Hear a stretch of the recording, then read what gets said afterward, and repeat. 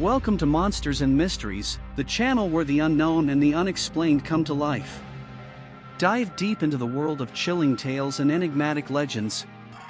From the depths of the ocean to the heart of forgotten forests, we explore the most captivating and spine-tingling stories from around the globe.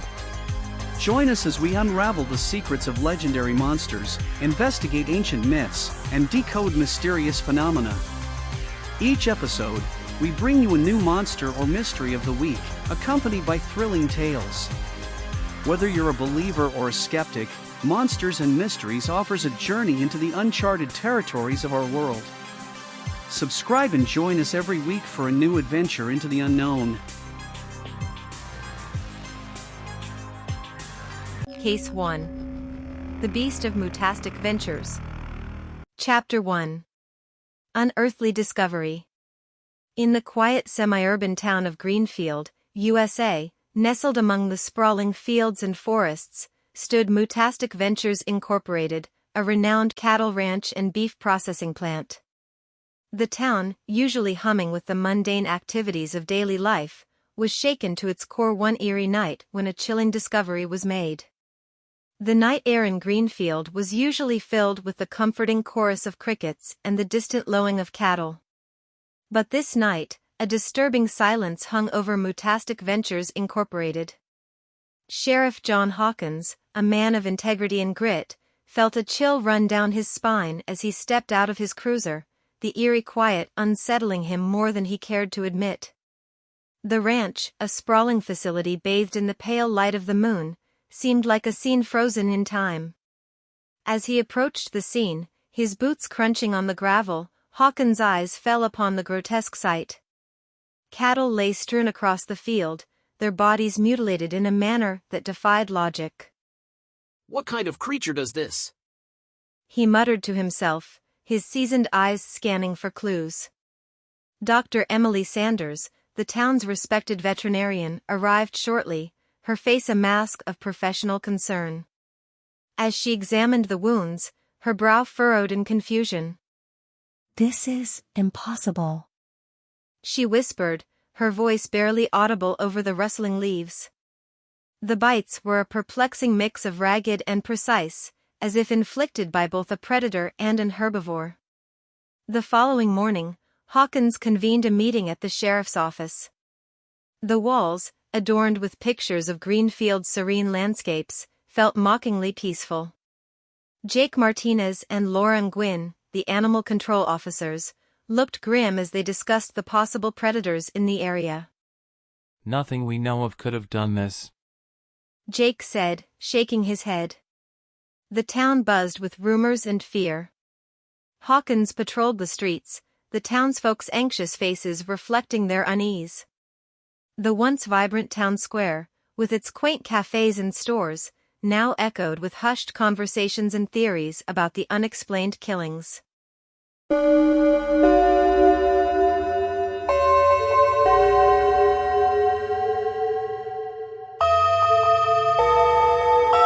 Chapter 2. Mysterious Predators. Night fell again, and with it came more unnerving news. Zoe, the teenage daughter of the ranch manager, a kind-hearted girl with a deep affinity for animals, lay awake in her room, her gaze fixed on the shadowy forests. She heard a faint, dragging sound and saw a large, dark figure pulling a cow into the woods. Her heart raced, and she fought the urge to scream, fearing what this monster might be. The next day, Hawkins and his team discovered the drag marks leading into the forest. The underbrush was broken and trampled, a clear path of something large and powerful having passed through. The air was heavy with the scent of pine and a faint, unplaceable odor that made Hawkins uneasy. As dawn broke over the ranch, the investigation team reconvened, their faces etched with frustration and bewilderment. Lauren Gwynn, one of the animal control officers, threw her hands up in exasperation. "Nothing! We found absolutely nothing!" she exclaimed. Her partner, Jake Martinez, nodded in agreement. "It's like we're chasing a ghost. Clear signs of a wild animal, yet nothing tangible. It's as if it knows we're after it."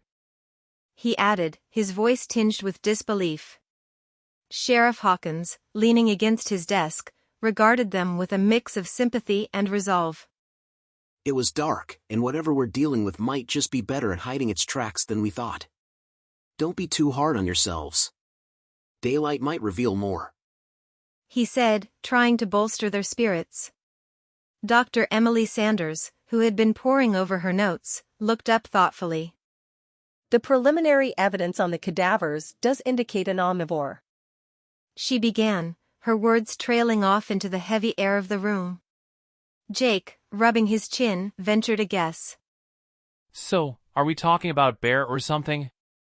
His question hung in the room, laden with doubt. Hawkins interjected, his brow furrowed in thought. but there haven't been any bear sightings in these forests for decades. He pointed out, his tone laced with skepticism. Dr. Sanders adjusted her glasses, her expression turning serious. Let's not jump to conclusions. I'll need more time to analyze the evidence thoroughly, she cautioned. Hawkins stroked his chin, a gesture that signaled his deep contemplation. I agree, Emily. But am I the only one puzzled here? First, we find a few cows slaughtered and devoured within the ranch. And then, what does our, let's say, culprit do? Instead of continuing its act on the ranch, it cleverly drags its prey into the forest, despite the increased security. He mused, his tone laced with intrigue. Dr. Sanders nodded, a flicker of realization crossing her features. You're right, John. It's almost as if it's evolving, not just in intelligence, but in its predatory skills, almost overnight. She added, her voice a blend of awe and unease. The room fell into a thoughtful silence, each person grappling with the implications of a predator beyond their understanding, lurking in the shadows of Greenfield.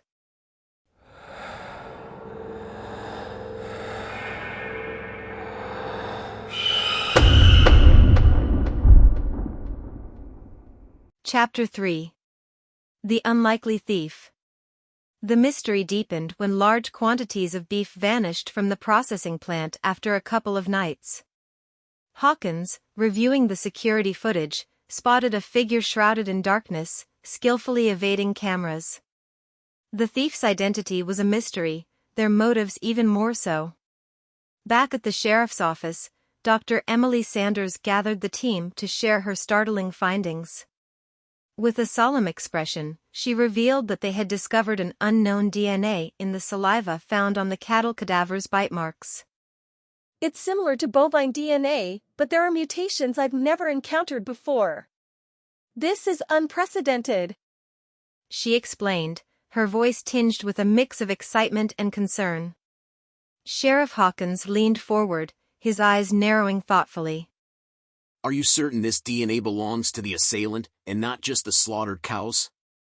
He asked, seeking clarity.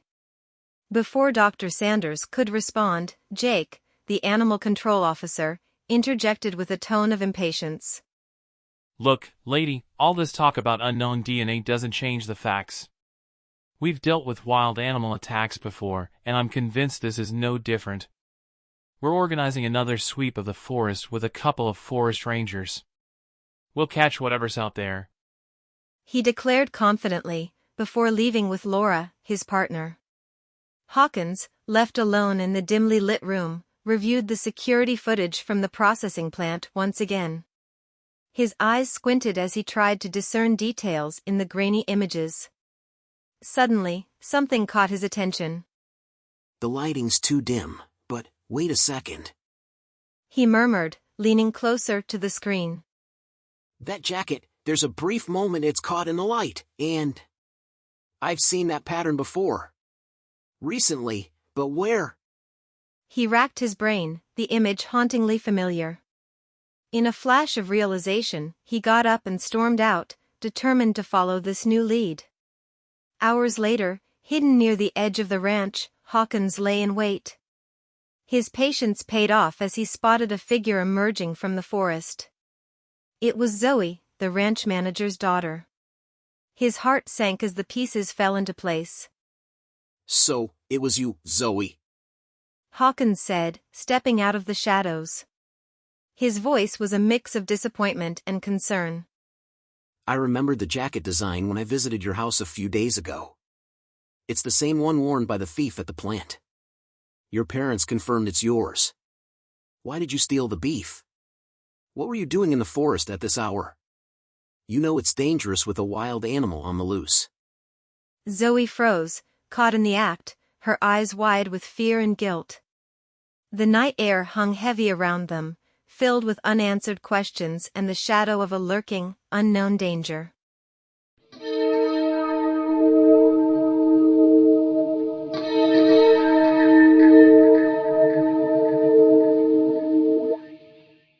Chapter 4. Face to Face. The atmosphere at the station was tense as Zoe, accompanied by Sheriff Hawkins, faced Dr. Emily Sanders. Just as Zoe was about to reveal her secret, the doors burst open. Jake, supported by Laura, limped in, his leg bleeding profusely. Your leg is bleeding. What happened? Hawkins asked, his voice filled with concern. Dr. Sanders, can you help him, please? Laura called out, her voice laced with panic. Dr. Sanders quickly attended to Jake, applying first aid to the deep scratch wounds on his thigh. I've managed to stop the bleeding for now. He needs to get to a hospital immediately, she advised, her tone urgent. Hawkins, his attention divided between Zoe and the injured Jake, asked, Before you leave for the hospital, can you tell us what happened? Laura answered, her voice shaking. Something attacked him in the forest. Jake, still reeling from the shock, recounted the incident. I didn't see anything clearly. It was just a blur. I thought I heard something in the bushes, noticed maybe antlers or horns in the distance. I assumed it was a deer. But then, out of nowhere, something slashed my leg. His voice trembled with the aftershock of the attack. I didn't wait to see what it was. He was hurt and bleeding. We needed to get out of there. Laura added, her face pale. Jake, his voice rising in anger and fear, exclaimed, It could have killed us. We need to put down whatever that thing is before it hurts anyone else. Zoe, unable to contain herself any longer, burst out. But she didn't, did she? She was only defending herself. Tears welled up in her eyes as she continued. I had already fed her. She wasn't looking for food. Why would she want to hurt you?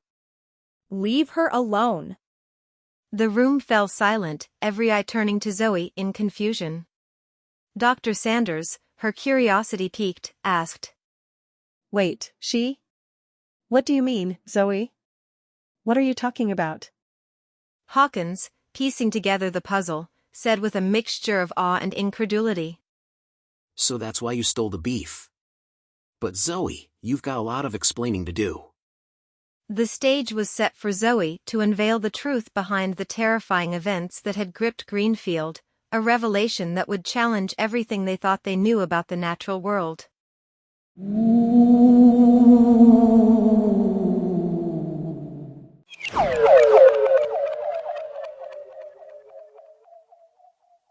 Chapter 5. Unraveling the Mystery. Zoe, all this while, had been struggling with a terrible secret. She had seen the beast, a horrifying mutation of a cow, its mouth an unnatural blend of teeth. This mutated cow, with a terrifying visage, had been born and raised on the ranch. She remembered it as a calf, innocent and unassuming, now transformed into something out of a nightmare. Driven by a mix of fear and compassion, she had started stealing beef to feed it, hoping to keep it away from the ranch and her family as well as saving the beast from getting killed by the authorities. In the dimly lit room of the sheriff's office, Jake and Laura remained skeptical, dismissing Zoe's claims of a monstrous beast as nothing more than the wild imaginations of a scared child. However, Dr. Emily Sanders, leaning against the wall with a contemplative expression, offered a different perspective. Coming from a scientific background, I find it crucial not to dismiss what we don't understand as mere fantasy. Dr. Sanders began, her voice steady and rational. Genetic mutations, whether due to pathogens, environmental factors, or human activities like exposure to nuclear waste, are not unheard of in the scientific community. She paused, letting her words sink in. Our tests from the cadavers revealed dead viral cells, a virus unknown to my expertise. I plan to send the evidence and my initial findings to experts with more resources. It's just a theory, but this could be an undiscovered virus that infected a cow from the ranch. The source could be the cow feed, the nutritional supplements used at the ranch, or something else entirely. The room fell silent, each person grappling with the implications of her theory. Sheriff Hawkins, standing by the window, broke the silence. Theories aside, we need to focus on what to do next. My priority is the safety of our citizens. So far, this creature has only killed a few cows, and while it's true that both humans and wild animals kill cattle for food, we must consider the potential danger to people. Hawkins' gaze was firm, reflecting his sense of duty. He continued, his voice tinged with frustration. It also attacked Jake, but any wild animal might react similarly if threatened. People break laws every day, harm others, and get away with it by using their money and influence. The question is, how do we balance protecting our community with the understanding that this creature, whatever it is, might also be a victim of circumstances beyond its control? Hawkins' words echoed in the room, posing a moral and practical dilemma that had no easy answers. The challenge they faced was not just a physical threat but a test of their values and judgment in the face of the unknown.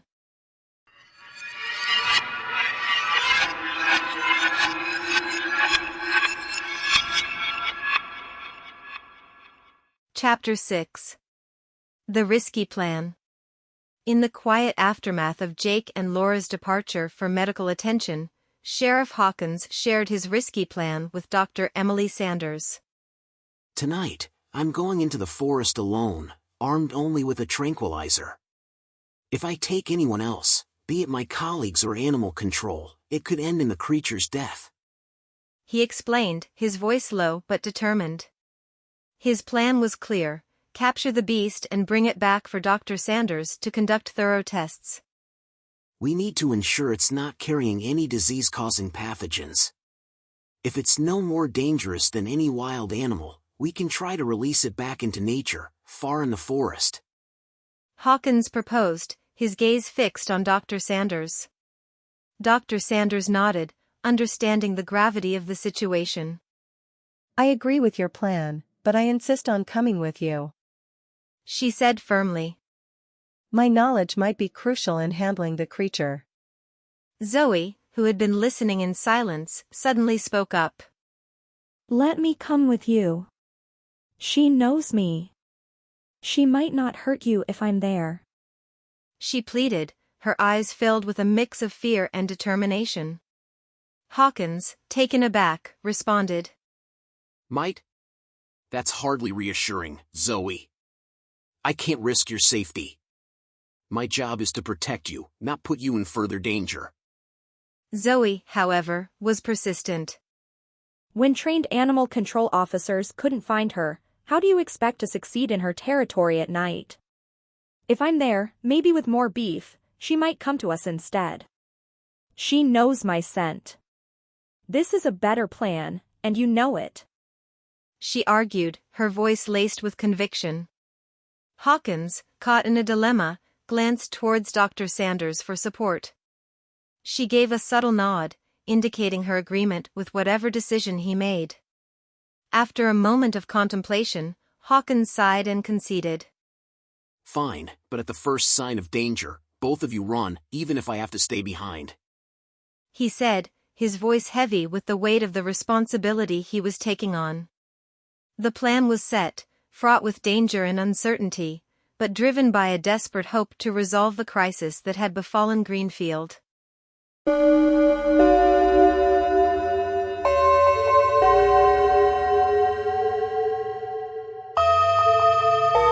Chapter 7. Unseen Truth.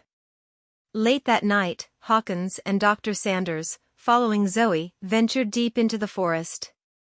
The air was thick with the scent of decay, the ground littered with bones and remnants of the beast's feasts. As they pushed deeper, a low growl echoed through the trees, sending shivers down their spines. There, in a small clearing, they saw it, the beast. Its eyes glowed with a haunting intelligence, its body a grotesque display of nature gone awry. They stood frozen, a mix of horror and fascination gripping them. The creature stared at them, a moment suspended in time, before vanishing into the darkness.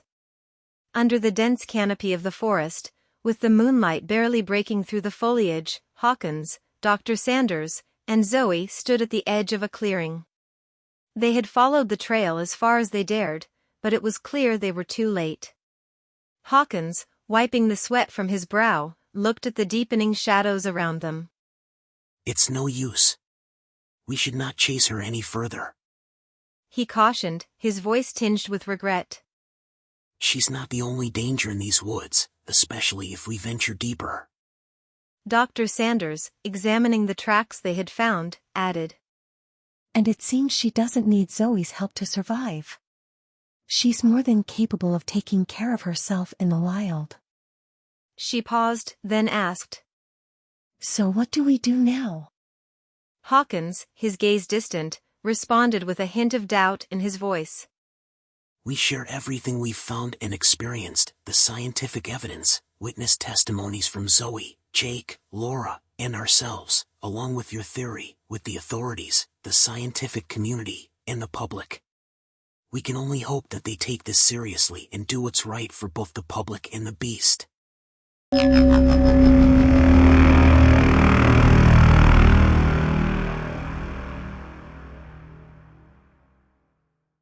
Chapter 8. The Vanishing Act. The next day, upon their return to the office, they were met with a disheartening discovery. All reports and evidence from the case had vanished. Dr. Sanders frantically called the various experts she had sent samples to for further testing, only to find that none had received anything. Hawkins tried to contact Jake and Laura for their account, but he was informed that, after receiving medical treatment, they had been abruptly called away and had left Greenfield. As Sheriff Hawkins grilled the night duty officers about the missing evidence, someone in the office switched on the television. The room fell silent as they watched Mr. Richard Thornton, the owner of Mutastic Ventures Incorporated, and the mayor of Greenfield holding a press conference. The weight of the situation hung heavily in the air. The truth they had fought so hard to uncover was slipping away, smothered by unseen forces with agendas of their own.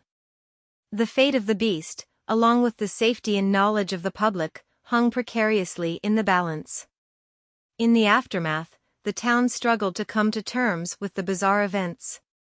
Mr. Thornton, with his influence over the authorities, spun a tale of a rogue wolf, dismissing the truth.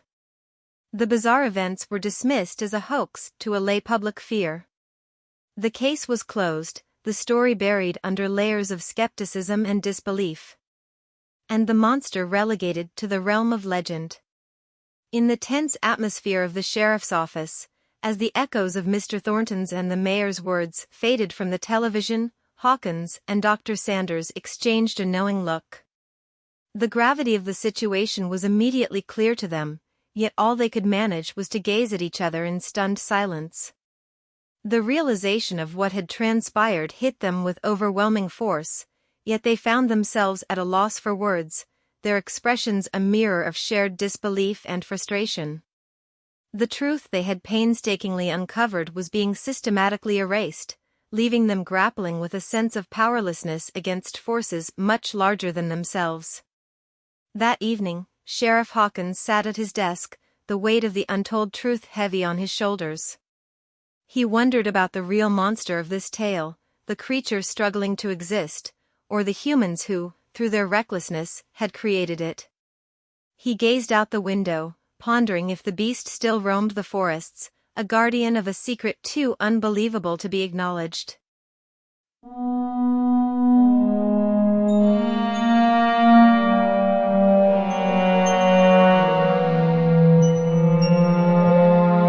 The end. Case 2. The Bounty in the Black Rock Desert. Chapter 1. The Hunter's Resolve. Alicia Kane, with her auburn hair often tied in a functional ponytail, exuded an air of confident determination. Her piercing green eyes missed nothing, a trait that made her a formidable bounty hunter. Known as one of the best bounty hunters in the business, she had always prided herself on her impeccable track record. Her latest assignment, however, carried an ominous air. Her target, Nathan Reed, last seen skipping towns across the deserts of Nevada, was a seemingly average criminal, but the mysterious disappearance of her peers who had pursued him lent an air of danger to this assignment. Alicia's journey took her through the arid expanses of Nevada, where the sun beat down mercilessly during the day and the chill of the desert night seeped into her bones. Town after town, she pieced together Reed's trail, her instincts guiding her through the desolate landscape.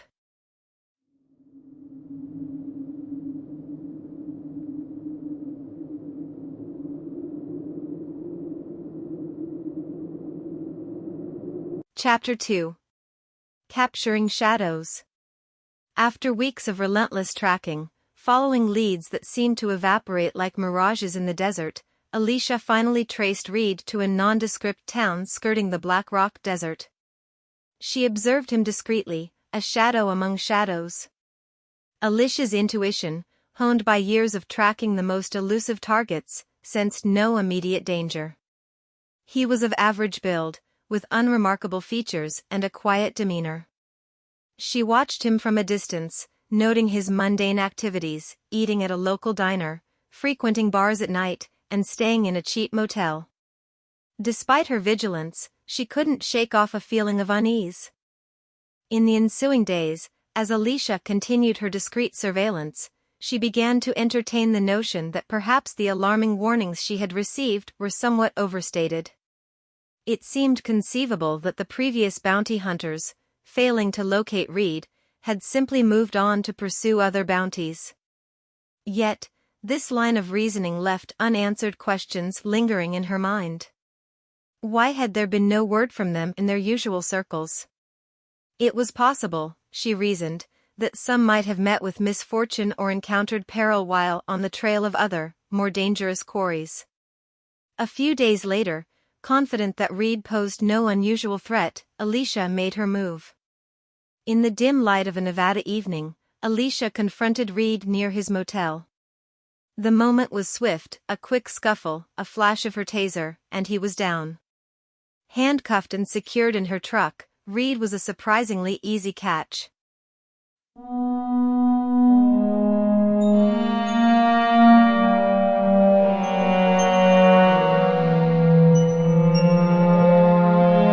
Chapter 3. Stranded. The desert was unforgiving. As consciousness slowly crept back into his senses, the criminal, Nathan Reed, gradually became aware of his predicament. The initial fog of confusion cleared from his mind, replaced by the stark realization of what had transpired. Reed found himself handcuffed and confined, the back of a truck serving as his temporary cell. The events leading up to this moment began to piece themselves together in his awakening consciousness. Reed's attempts to charm and even bribe his way out of handcuffs were met with her stoic indifference. Despite his efforts, none of his tactics seemed to sway the unyielding Alicia. Just as resignation began to set in, a stroke of fortune unexpectedly tilted in his favor. The unforeseen turn of events seemed to offer Reed a glimmer of hope in an otherwise bleak situation.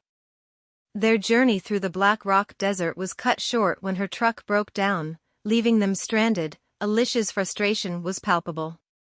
Alicia's frustration mounted as she discovered that her mobile phone was rendered useless, devoid of any signal in the vast, desolate expanse of the desert. Her attempts to breathe life back into her truck proved futile. Each effort to repair the stubborn machine ended in failure, leaving them stranded in the unforgiving wilderness. They camped under the starlit sky, the desert's eerie silence enveloping them.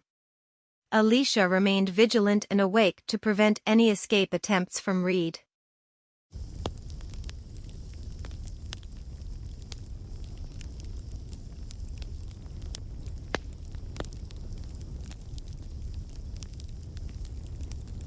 Chapter 4.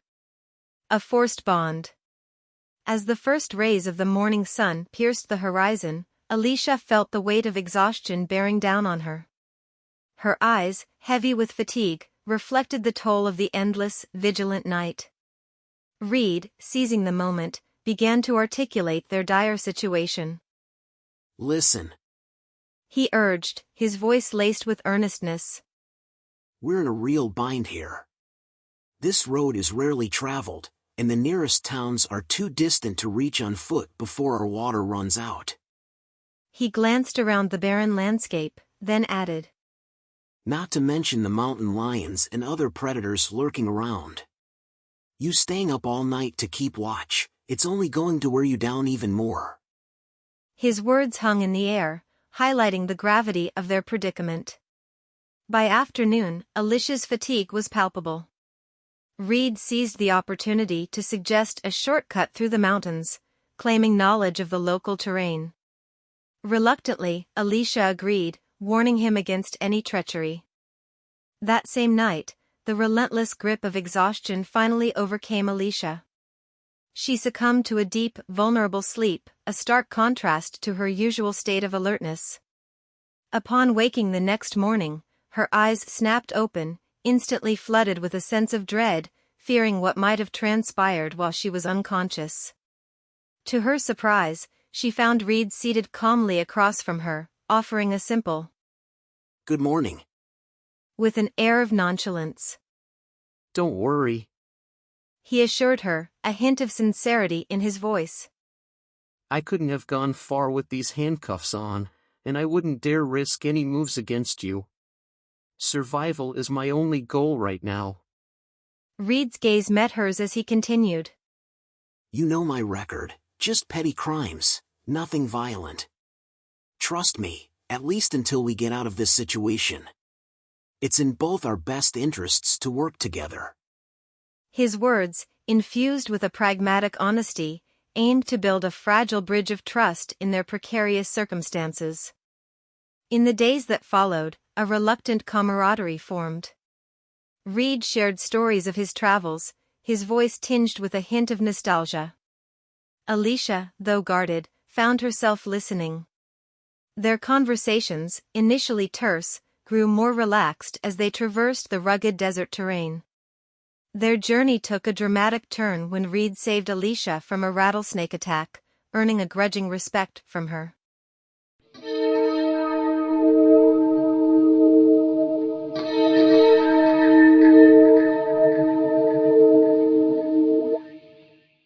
Chapter 5.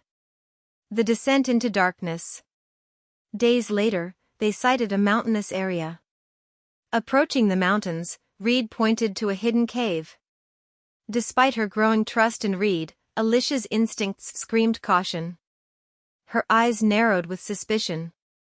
You expect me to trust you, after everything? She challenged. Reed's eyes met hers. I'm not your enemy, Alicia. We're both fighting to survive. He proposed camping at the mountain's base and exploring in the morning if she felt safer in the daylight. Reluctantly, Alicia agreed to the proposal, and next morning she ventured to explore the cave along with Reed. Inside, the air was cool and damp, the sound of their footsteps echoing off the walls. Shadows danced in the flickering light of their torches, creating an ominous atmosphere. Daylight outside did not feel safe anymore. Within the cave's pitch darkness, the concept of time seemed to dissolve. For Alicia and Reed, the outside world, whether bathed in the light of midday or shrouded in the cloak of midnight, became an irrelevant notion.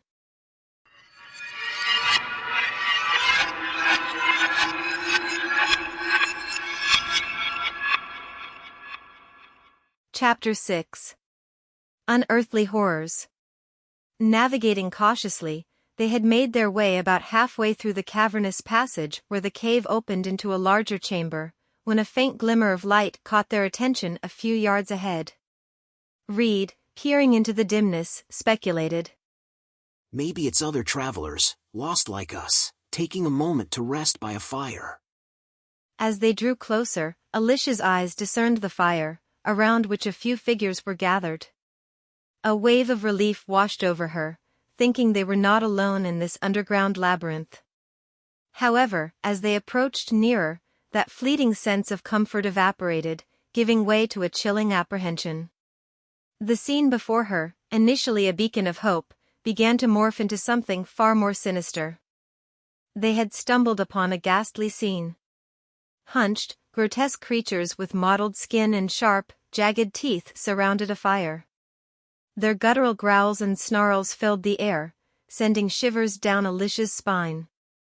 She was paralyzed with horror when she realized they were surrounded. Knocked unconscious, she awoke tied next to the fire, the creatures encircling Reed.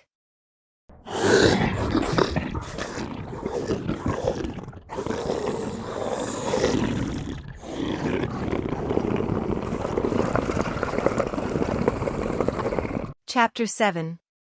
The Monstrous Revelation. As Alicia was seized by the creatures, Reed's laughter shattered the night. In a chilling revelation, he confessed to being a bounty hunter like Alicia. I'm like you. He said, his voice a monstrous echo. A hunter, but not of your kind. I hunt humans for my kind. Desperation tinged Alicia's voice as she lay bound. At least explain to me what is happening before you kill me. Reed's response was a chilling mix of amusement and nonchalance. Yes, of course. We're not savages. He laughed heartily, his laughter echoing ominously off the cave walls. Alicia's heart pounded as she struggled against her restraints. Why? She gasped, terror and disbelief in her eyes. You could have harmed me and dragged me here easily, but instead you almost saved me earlier. And why would anyone choose to live in this cave instead of the civilization out there? What did these creatures offer you? Are you their pawn, afraid of them, or do you have some kind of arrangement? His eyes gleamed in the firelight as he replied.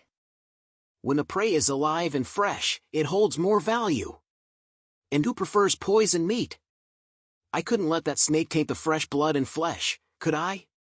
Many of your fellow bounty hunters fell prey easily, so I had high hopes for my chances with you, especially when Lady Luck smiled on me as your truck broke down. He gestured around the cave. What you see outside, the pretense of human life, it's exhausting for my kind. This. He gestured to the cave around them again. This is home. This is natural for us. Alicia, her voice a mix of horror and disbelief, pressed. What do you mean, natural? And my kind? You're human, not like these cave dwellers. Reed's smirk widened. Who said anything about me being human? Reed stood among the creatures, his form shifting and twisting. His human guise melted away, contorting into a figure resembling the cave's other inhabitants. Reed's inhuman eyes glinted in the firelight. In our world, the hunt is everything. It's how we gain power and respect. You, Alicia, you're my greatest catch yet. Alicia's mind raced, the horrific reality sinking in. She realized the grim fate awaiting her. She was not the hunter this time, she was the prey.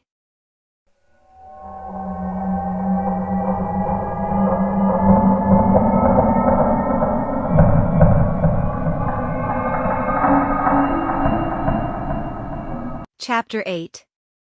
The Final Gamble. As the creatures closed in, Alicia closed her eyes, her thoughts a whirlwind of regret and defiance. Her final thoughts were not of fear, but of the haunting realization of the true nature of her prey.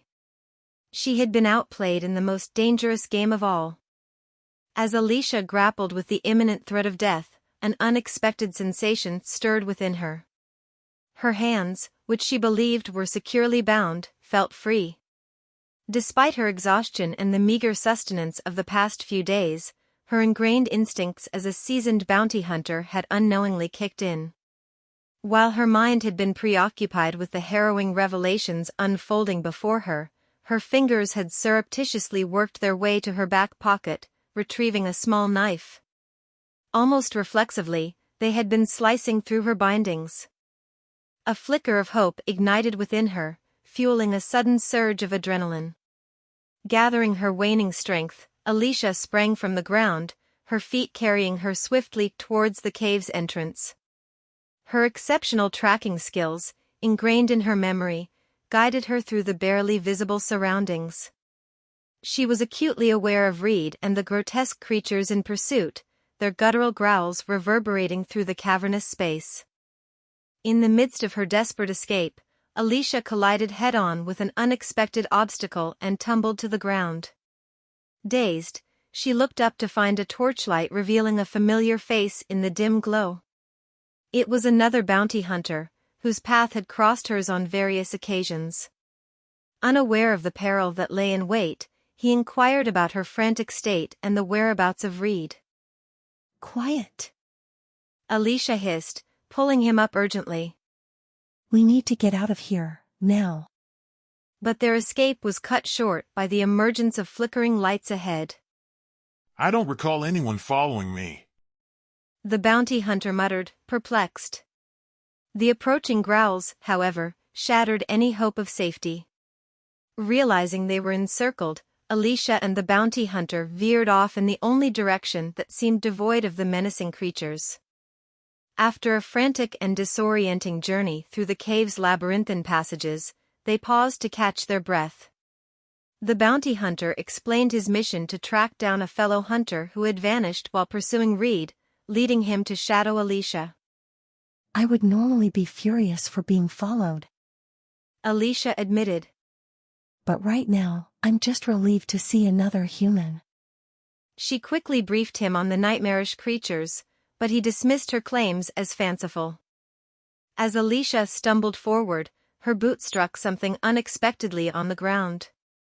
Directing the beam of her torch downward, a grim scene unfolded before her. The cave floor was littered with remnants of human life, backpacks, plastic bottles, tattered clothing, sheets, flashlights, batteries, and more, all heaped in disorderly mounds. The other bounty hunter, his curiosity piqued amidst the macabre discovery, bent down to examine a small, rectangular object. Holding it up to the light, he recognized it instantly. That's the bounty hunter I was looking for. His ID and license. He announced, a note of disbelief in his voice. As they sifted through the scattered belongings, they unearthed more IDs and licenses, belonging not only to missing bounty hunters but to several others as well. A shiver ran down Alicia's spine as she voiced a harrowing realization in a whisper. These must belong to all the people who were probably captured and consumed. Her hands trembling, Alicia picked up a small, torn notepad from among the items. Its top page bore a hastily scrawled message, seemingly a desperate attempt to convey a warning. They exist. Exist among us, the Atrium Hyena. She read aloud, her voice echoing eerily in the cavern. The Atrium Hyena? What does that mean? Is it referring to these monsters that you claim of? The other bounty hunter asked, his confusion evident in his tone. Alicia could only gaze back at him, her own understanding as fragmented as the remnants of lives strewn about them. The name Atrium Hyena hung in the air, a cryptic clue to the nightmare that had ensnared them. Before their conversation could progress, the ominous glow of torches began to encircle them. The bounty hunter's skepticism turned to terror as he came face to face with the horrific reality Alicia had described. In a matter of moments, he was violently dragged away, leaving Alicia alone with her despair. Resigned to her fate, Alicia closed her eyes and let out a final, futile scream for help, as the creatures closed in. The darkness of the cave seemed to swallow her whole, marking the end of her harrowing journey in the Black Rock Desert.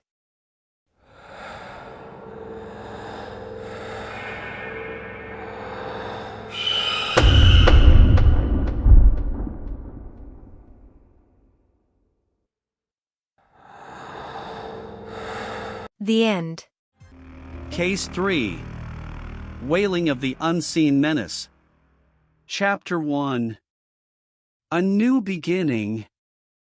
Nestled near the majestic Andes Mountains lies a semi-urban town in Chile, where tranquility and mystery blend seamlessly. Into this serene setting steps Sergeant Valeria Ramos, accompanied by her family, Diego, her husband, and a dedicated teacher newly appointed to the local high school, Mateo, their 16-year-old son grappling with the shift from the vibrant life of Santiago to the subdued rhythm of a smaller town, and Sofia, the 11-year-old daughter enchanted by their new home yet anxious about forging new friendships. Sergeant Valeria Ramos had always prided herself on her resilience, a trait that had served her well in her career as a police officer.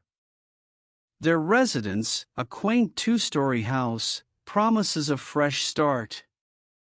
The upper floor harbors 2 bedrooms and a secretive attic, while the ground floor houses the kitchen and living room, with a garage and a compact basement adding to its charm. The process of making this house a home is filled with mixed emotions: excitement at the prospects of new beginnings, tinged with the weariness of unpacking and arranging their lives into this new space, along with the occasional frustration of misplaced boxes and the endless sea of bubble wrap. As Valeria navigates her authoritative role at the local police station with determination, Diego faces the challenge of adapting to a significantly smaller educational environment than he was accustomed to in the capital. Meanwhile, Mateo's frustration simmers at the perceived downgrade from city to town life, whereas Sofia's delight in their serene surroundings is shadowed only by her worries about social integration in her new school. The neighborhood, a tapestry of quiet life and hidden depths, welcomes the Ramos family with open arms. Among their new acquaintances are a newlywed couple blessed with an infant, their lives brimming with the joys and trials of parenthood. Another figure of note is Dona Lucia, an elderly lady whose fondness for the Ramos family manifests through frequent visits laden with culinary delights, a gesture of warmth that quickly endears her to them before she departs to visit her grandchildren in a nearby city.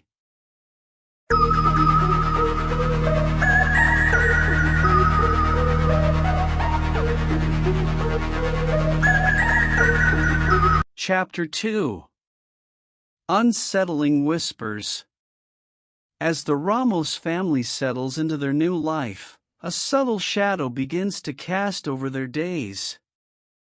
Valeria, with her keen instincts honed on the force, senses an inexplicable watchfulness enveloping them. Initially, she attributes this unease to the pressures of adapting to her demanding role at the police station, convincing herself it's nothing more than the stress manifesting in heightened alertness. Diego, her husband, is the first to experience peculiar symptoms, waking parched and consumed by an unquenchable thirst each morning. When queried by Valeria, he lightly suggests that the arid climate of their new surroundings might be the cause, a stark contrast to the humidity of Santiago. However, what starts as an occasional inconvenience for Diego soon becomes a daily ordeal, one that Mateo, their teenage son, inexplicably begins to share. As days pass, Diego's vitality seems to wane further, his once enthusiastic participation in family life and household responsibilities dwindles, leaving him listless and disengaged. Valeria watches this transformation with a growing concern, yet the demands of her job leave her little room to ponder these disturbing changes. Burdened by a sense of responsibility for uprooting her family for the sake of her career, she endeavors to compensate by shouldering more of the household duties, silently noting the alarming signs but feeling too overwhelmed to confront them head-on. As the days unfold in their new home, an oddity begins to manifest, weaving an undercurrent of mystery through the Ramos household. Each family member starts to encounter feathers, inexplicably placed in corners, on windowsills, and even tucked within the folds of their belongings. These silent tokens of an unseen presence prompt a cautious response. Windows that once welcomed the crisp Andean air are now frequently shut, a barrier against the unseen avian visitor presumed responsible for these curious deposits. This peculiar development adds another layer of intrigue to their adjustment to life in this semi-urban enclave, casting a subtle shadow over their attempts to settle into a routine amidst the scenic tranquility of their new surroundings. One particular morning, Sophia approaches the breakfast table, her usually bright eyes clouded with the haze of sleeplessness. Valeria, ever observant, immediately senses her daughter's unrest. With a yawn, Sophia confesses that the cries of the neighbor's infant pierced the silence of the night, disrupting her dreams. What puzzles the family most is that Sophia alone bears witness to this nocturnal disturbance, as the rest of the Ramos household hears nothing. This pattern repeats sporadically over subsequent nights, casting a shadow of fatigue over Sophia. Mateo, too, begins to exhibit uncharacteristic irritability, a change Diego rationalizes as the tumultuous tide of teenage years. Yet, as the days wear on, Valeria can't help but notice an alarming trend. Mateo's energy dwindles, leaving him listlessly sprawled on the couch or bed, seeking solace in endless cans of soda, a stark contrast to his once active lifestyle. This shift, subtle yet insidious, signals to Valeria that the undercurrents of their home life might be veering into uncharted, possibly supernatural, waters. Sophia's restless nights persist, her sleep fragmented by the phantom cries of a baby that no one else seems to hear. As this mysterious wailing continues to haunt her, Diego's health takes a concerning turn. His body, ravaged by unrelenting thirst and an enigmatic ailment, necessitates medical intervention. The doctor's diagnosis of severe dehydration and an unidentified disease deepens the family's unease, leaving Valeria grappling with a growing sense of dread.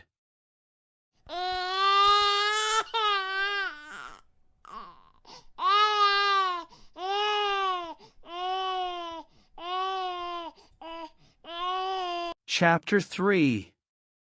The Haunting Revealed. Compelled by her maternal instincts, Valeria decides to take a few days off work to tend to her ailing family. The weight of the situation burdens her, a heaviness that's only compounded one night when, to her disbelief, she too hears the elusive cries of the baby.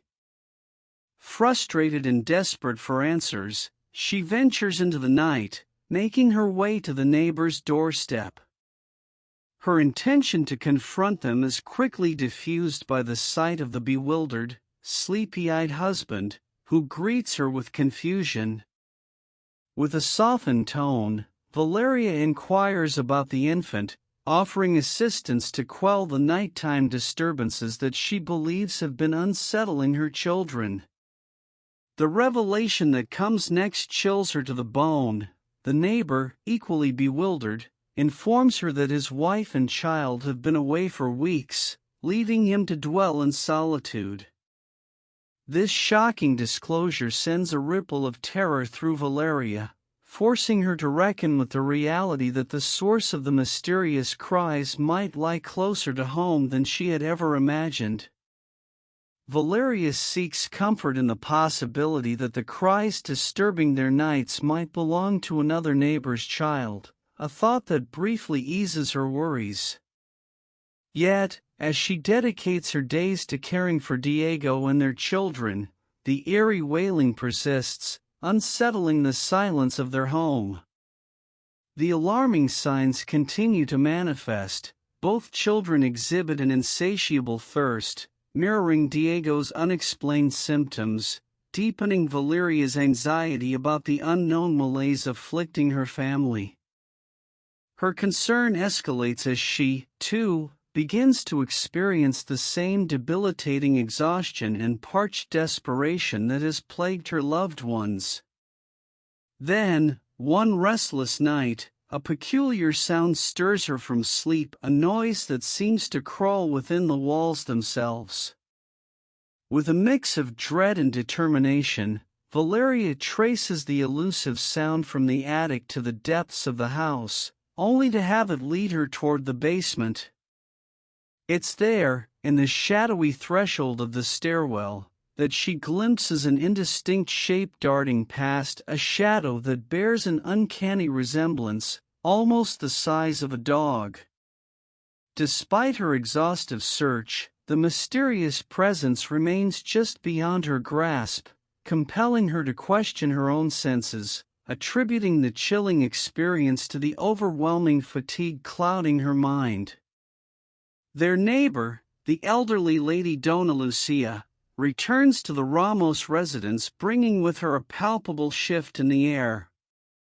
Upon hearing of the unsettling occurrences that have befallen Valeria's family, the color drains from the elderly woman's face, her eyes wide with fear. With trembling voice, she whispers a name that chills the room. Es el Coulo. Confusion mars Valeria's features as she probes for clarity, but Dona Lucia, her lips quivering, insists that an insidious presence has ensnared their home and pleads the urgency of seeking aid before hastily departing.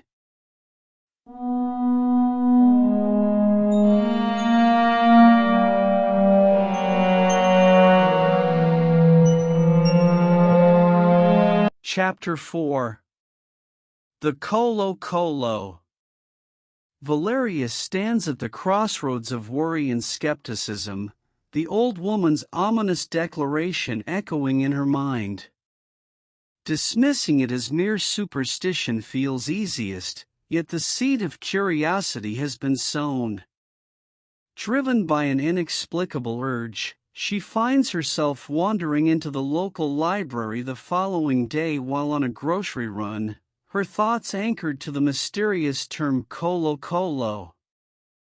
With each inquiry and page turned, Valeria delves deeper into the lore, the library's hushed corridors offering a stark contrast to the storm of questions raging within her. In the quiet recesses of the library, Valeria's search begins to unravel a tapestry of myths surrounding the elusive Colo. Descriptions vary wildly across texts. One depicts it as a massive, feathered rodent, while another paints a picture of an entirely different beast, its origins as fantastical as its appearance, spawned from eggs laid by a serpent but warmed under the care of a rooster. Yet another source offers a divergent tale of its genesis. Amidst these varied accounts, a chilling consensus emerges regarding its nature and habits. The Colo, once hatched, seeks refuge within human homes, drawing sustenance from the saliva of its unwitting hosts. This parasitic feeding leaves its victims ensnared in a relentless fatigue, a shadow of their former selves, with the ominous warning that unchecked, the Colo's influence can culminate in death. Moreover, whispers of the creature's ability to inflict its hosts with grievous maladies add layers to the nightmare, painting a grim portrait of a predator hidden within plain sight, its presence a harbinger of despair. As Valeria pores over the ancient lore, a revelation dawns upon her, casting the recent disturbances in her home under a new, sinister light. The telltale signs of the Colo's presence, a pervasive, unexplained exhaustion among her loved ones, coupled with the eerie mimicry of an infant's cry piercing the night, suddenly align with the chilling description she's uncovered. The fragments of her family's suffering coalesce into a narrative foretold by folklore, suggesting they've become unwitting hosts to this mythical parasite. Yet, as the weight of this possibility settles upon her, Valeria's pragmatic mind rebels against the notion. The idea that a creature of myth, a specter from the pages of forgotten tomes, could be weaving its dark influence through her household seems too far-fetched, even laughable. She chides herself for entertaining the thought, attributing her willingness to believe to the overwhelming fatigue clouding her judgment and the desperate search for answers to the unrelenting malaise gripping her family. "It's just an old wives' tale," she mutters, a forced chuckle escaping her lips as she seeks to dismiss the growing dread with rationalization. Merely a coincidence, she reassures herself, though the seed of doubt, once planted, proves difficult to uproot. That very evening, a soft knock disturbs the uneasy peace of the Ramos household. Valeria opens the door to find Donna Lucia standing there, a figure of concern etched upon her face, accompanied by an older man dressed in traditional attire. With a voice heavy with earnestness, Donna Lucia introduces him as a shaman, a bearer of ancient wisdom and rituals, who might hold the key to their salvation.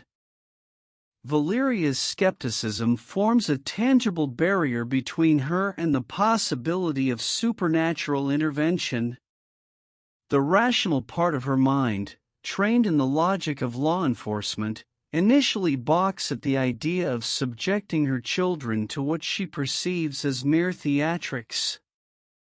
Yet, driven to the brink by the inexplicable afflictions tormenting her family, she finds herself relenting, a part of her clinging to the faint hope that perhaps, in the realm of the unknown, solutions might exist beyond the grasp of modern science. As the shaman moves through their home, his murmured incantations fill the air. Evil, infested, Colo, El Colo, a litany against the darkness. He embarks on a series of rituals, his actions steeped in the traditions of a world unseen, aiming to cleanse their dwelling of the malevolent Colo Colo. Valeria watches, a silent sentinel, as this ancient drama unfolds within her living room, her family kept safely removed from the spectacle. With a gracious nod, she thanks the shaman for his efforts, her words polite yet hollow, still unable to fully embrace the reality he represents. Donna Lucia receives a farewell tinged with gratitude, not for the veracity of her beliefs, but for the concern she's shown. In the privacy of her thoughts, Valeria dismisses the evening's events as mere pageantry, a desperate grasp at straws in the face of an enemy that logic cannot define.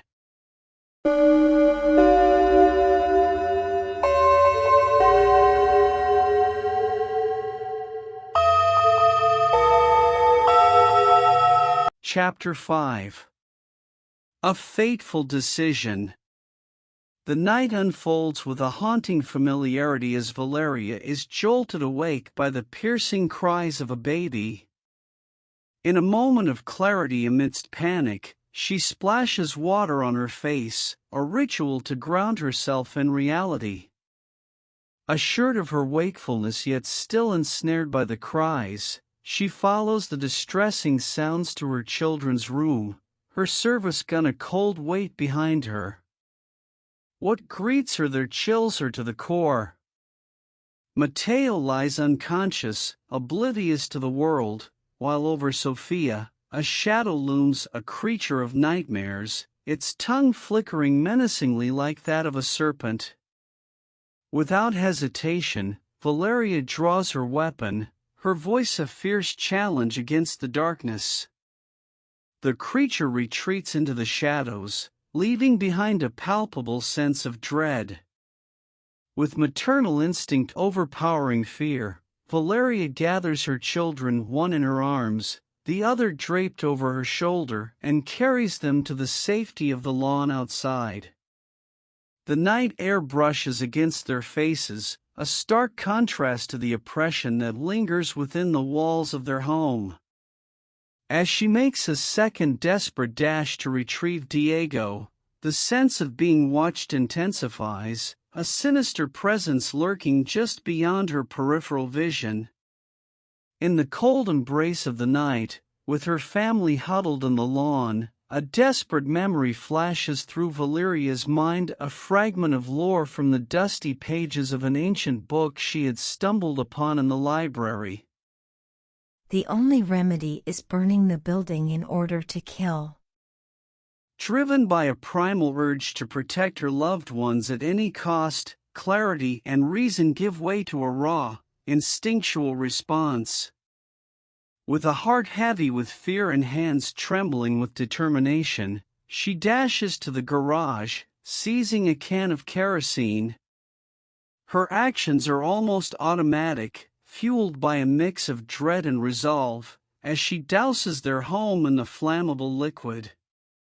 Striking a match, she watches as flames begin to consume the structure, a pyre meant to purge the malevolent force that has claimed their sanctuary. Returning to her family's side, Valeria wraps her arms around them, their bodies pressed together in a tight embrace on the lawn. The fire crackles in the background, a roaring testament to the lengths a mother will go to protect her children. In that moment, bound by love and fear, they watch as their home, and the darkness within, is reduced to ashes. As the flames engulf the Ramos family home, a gathering of neighbors forms, a collective murmur of concern swelling in the cool night air. Amidst the chaos, a quick-thinking bystander dials the emergency number, summoning help to the scene. Within moments, the wail of sirens announces the arrival of firefighters, who spring into action, navigating through the throng to reach the family and battle the blaze that threatens to consume everything.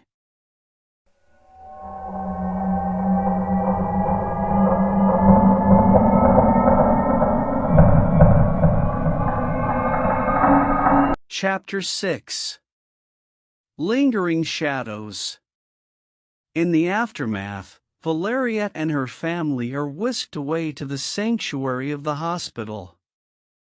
The weeks that follow are a blur of recovery and reflection, a slow journey back to a semblance of health.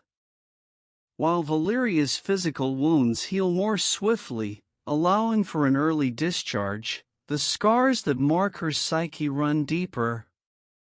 The burden of witnessing her family's suffering, coupled with the drastic measures she took in response, leaves her grappling with psychological turmoil.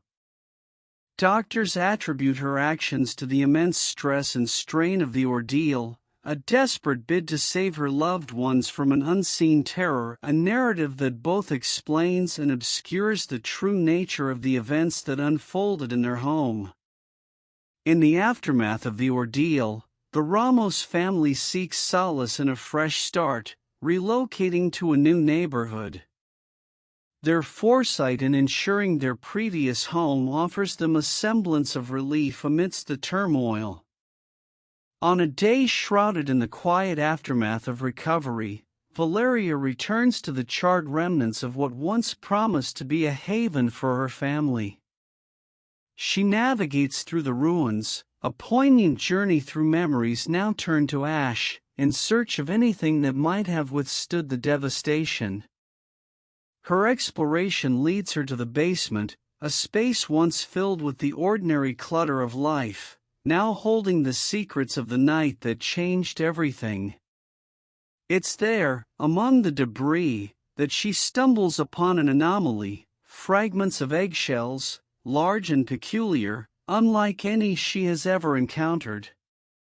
A chill of recognition courses through her as she recalls the legend of the Colo Colo, a myth that had become all too real for her family.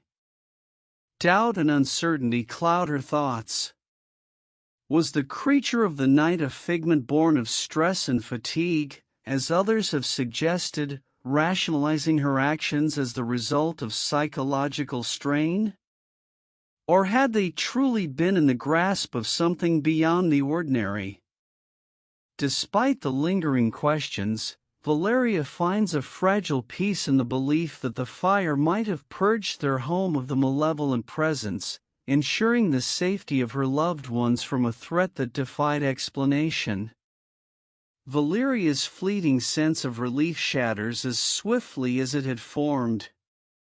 In the midst of her departure from the basement's gloomy confines, a chilling sight arrests her steps. Across the room, in stark defiance of the solace she had begun to embrace, lay scattered remnants of destruction, a collection of charred eggshell fragments, eerily mirroring those she had just discovered. This haunting discovery, nestled in the shadows of a corner long forgotten, reignites a torrent of unease, suggesting that the sinister legacy of the Colo Colo might not have been fully extinguished by the flames.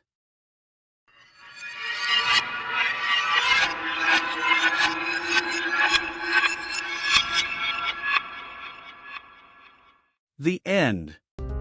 Thank you for joining us on Monsters and Mysteries. We hope you enjoyed this journey into the enigmatic and unknown. If you're fascinated by the world of the unexplained, don't forget to like, subscribe, and hit the bell icon for notifications on our latest episodes. Until next time, keep questioning the world around you. Who knows what mysteries you might uncover?